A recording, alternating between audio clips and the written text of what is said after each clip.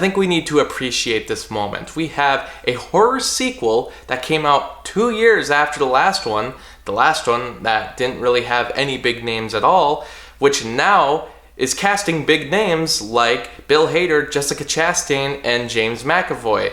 It's not part of a huge series. It's actually based on an original novel that was written by Stephen King that was split into two. A lot of adaptations have been split in two in Hollywood. Sometimes one of them is great, the other one's not as great. Sometimes they're both terrible. And it's the sequel to the highest grossing horror movie of all time. So there's obviously a lot of anticipation for this movie that's probably not going to spawn too many more sequels. I'm sure they're thinking of stuff and they maybe want to turn it into a universe, but this was very distinctly set up to be only 2 movies. And with that, let's talk about It Chapter 2. The first one I really did enjoy.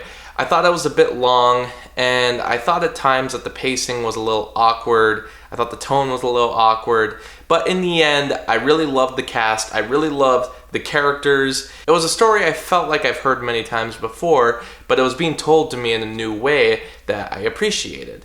The first one was made in a way where it could have just stood on its own. If it wasn't successful, there's a chance that we maybe never got a sequel.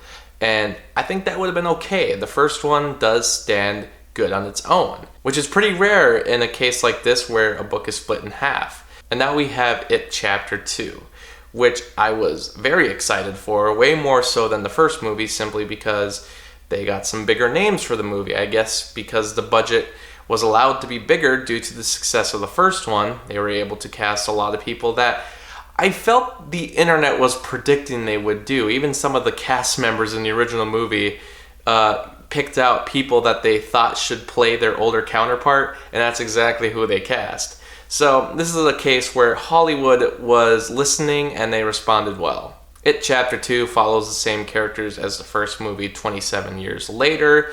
They have to go back to Derry to take down It the Clown once again. Or It this time, because he doesn't show up as the clown quite as much as the first movie. Which, let's get into that. That's probably going to be the first thing that people point out with this movie. The fact that Pennywise really isn't the main antagonist this time around. It really is the full form of It itself.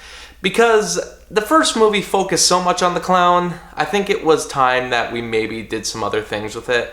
This time around, we get a lot of different creations and scary moments. In fact, I'll go as far as saying I think this movie is way more scary than the first movie. The simple reason being, I didn't really find Pennywise to be that scary. He had his moments, but for the most part, I found him to just kind of be funny, which, don't get me wrong, I feel like that's what they're going for. But when I'm hearing people say that the first movie was way scarier than the second one, and they're pointing directly to Pennywise, it confuses me. I didn't think he was the scariest part of the first movie. And in this one, since he's not in it as much, they add different scares. I also feel maybe just because there were some adults that maybe they took some more chances with the storyline and with the creepy imagery. I could be wrong because maybe they just got more freedom this time around given that the first one was so successful. But I thought it's adult actors, so maybe they're just going a little more crazy this time around. It maybe is more scary when it's coming from a kid's perspective. And don't get me wrong, the kids are in this movie. And they have their own moments here and there where we're introduced to new things that scared them in the original. But for the most part, it's the adults being scared by, I think, creepier things than the first one ever gave us. Some of the casting in this movie is absolutely spot on. I love the actor that they got for Eddie, the one they got for Mike. I really liked Bill Hader as Richie. They even introduced some new things with his character that I'm not sure was in the book or not. I haven't read it. I didn't really do my research before doing this video, but I liked some of the new stuff they introduced with him, and to me, he's the heart of the whole movie. He probably gets the most lines, the best lines, and he has the most heartbreaking moments. This movie has tear-jerking scenes, and they work. I was let down by Jessica Chastain. Beverly herself is underwritten in this movie, which is disappointing since she was the best part of the first movie. I thought they would delve more into her history since what's happened in the first movie. Since she kind of had the most stuff going on, I figured they'd, delve into that. They show her relationship at the beginning of the movie, and let's just say it's less than perfect. I'll let you go see it for yourself.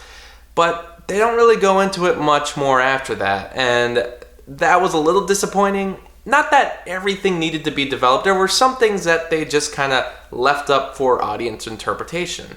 Some of that stuff worked. Some of it, like with Jessica Chastain, I really didn't think worked.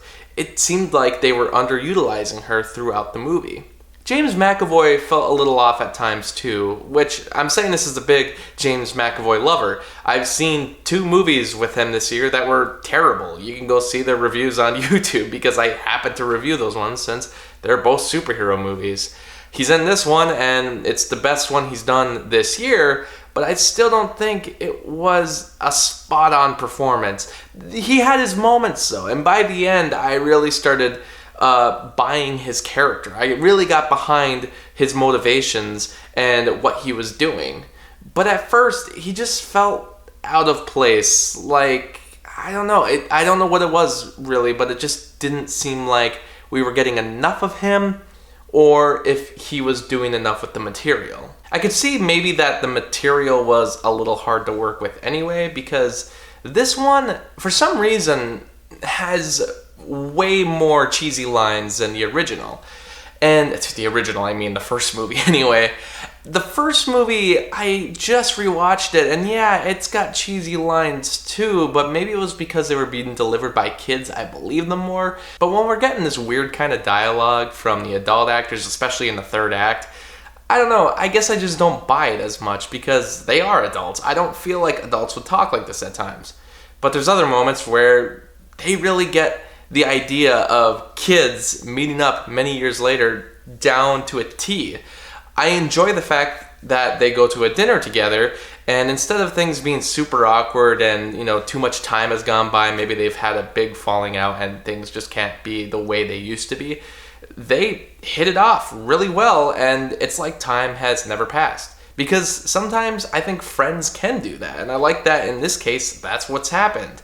They have a really good time at dinner, and honestly, it's one of my favorite scenes in the movie because they just let the characters be themselves.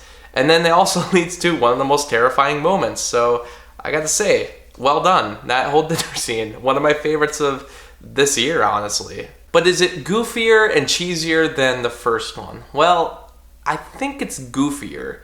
But I almost kind of like that it's a goofier movie, that it has more humorous moments, because it also backs those moments with really scary moments. The first one didn't seem as scary to me, which is fine, but it also had a lot of humor to it that at times felt out of place in a way, like for instance the scene where it's dancing like a crazy man. For some reason in that movie it feels out of place, but if you were to do it in this movie it would make more sense to me, and I think it's just because the tone is so out of whack that it's becoming its own thing, which is kind of hard to explain, but I think it's really the fact that it's living up to what a Stephen King book or story is. It's actually being the same kind of goofiness you find in one of his stories. Because let's face it, I don't even think he himself takes himself as seriously as a lot of his fans do. When the 2017 film came out, I was kind of worried that they were going to go for too gritty of a look, for too serious of a tone, and it didn't. It seemed to strike a perfect balance in a way, but like I said, at times, I don't know, it didn't work perfectly for me. But this one works a lot better. It's also a longer movie, which the first one was long. It was 2 hours and 15 minutes. This one's nearly almost 3 hours. And for some reason, I felt like it was going faster than that. I think a lot of people are going to pick the first movie over this one. To me, they're both equally great. They both have their flaws, but mostly they have positives, and they're all different positives. This one is a longer movie, but it goes faster for me because we delve more into the adult characters and their younger selves. We get more of both. We get flashbacks. We get more scares. We have like I said, a more goofy tone, which I kind of dug.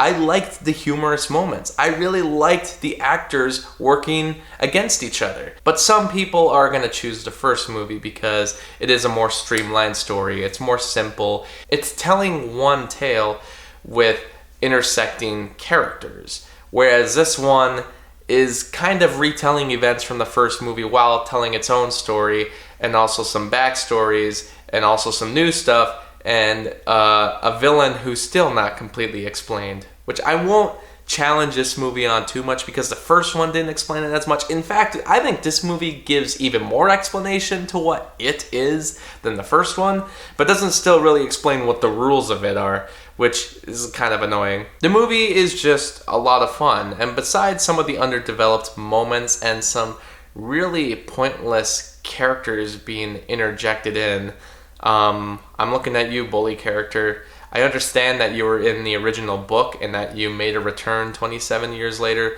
but here, it just didn't really make sense to have him in the movie. He shows up only for a couple scenes. He seems to be working under the powers of it, but I don't know. It seemed weird, and then he came out of the movie really fast. He was in and then he was out, and he didn't really add much to the movie. And after rewatching the first one and seeing that he was at least in a majority of it, and he seemed to have more of a purpose, I kind of thought that's something you probably could have cut out. I'm not really sure what fans of the books think of this one or both movies as a collective, but to me, this is by far the best Part 1, Part 2 that we've ever gotten for book adaptations. You can compare it to The Deathly Hallows, which I think Part 2 is way better than Part 1. You can compare it to Twilight or Divergent, where Twilight, both halves were pretty bad, and Divergent, well, they never even finished that second half. So, what can I say? This is by far the best of the two-part adaptations. So, I would for now be giving this movie 4 out of 5 stars, the exact same rating I gave to the first movie. I'm sure some people are going to be disappointed in it. I think it's a fun time. It was nearly 3 hours that went by blissfully. It only really slowed down towards the third act, but for the most part, I enjoy these characters, and I honestly really wish I could get more of them.